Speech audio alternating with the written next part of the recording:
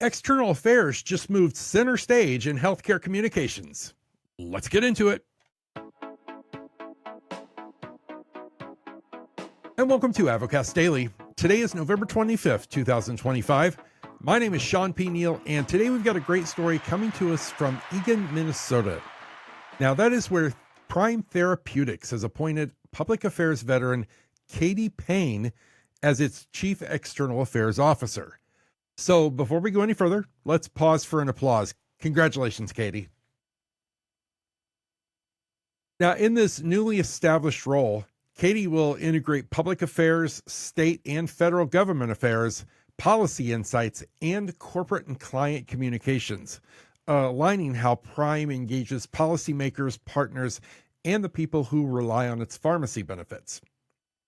The move underscores Prime's emphasis on innovation, transparency, access, and affordability across the prescription drug supply chain. Now, Katie joins from the Pharmaceutical Care Management Association, where she served as Chief Public Affairs Officer and Head of Advocacy. Her 2 decades of experience span corporate communications, government relations, and issues and crisis management, including national advocacy campaigns and market-shaping policy work. So I always love it when we hear a little bit from the CEO about a new hire like this, and Prime CEO and President Mostafa Kamal said Payne will help amplify what differentiates Prime's model while deepening relationships across the healthcare continuum with an eye towards savings, simplicity, and support for tens of millions of members. So every episode, we talk a little bit about why a story matters for communicators and leadership. And this is where I want to talk about this one today. In policy-intensive sectors like healthcare, external affairs is no longer a side function. It is the connective tissue, if you will, between strategy, stakeholder trust, and day-to-day messaging. So by unifying policy insight with corporate and client communications, Prime is really positioning narrative, evidence, and advocacy to move together. Now, that enables faster sense making when regulations shift. It also, when you think about clearer expectations to employers and members, gives that as well. And it also, I would say, creates a more consistent voice with legislators and regulators.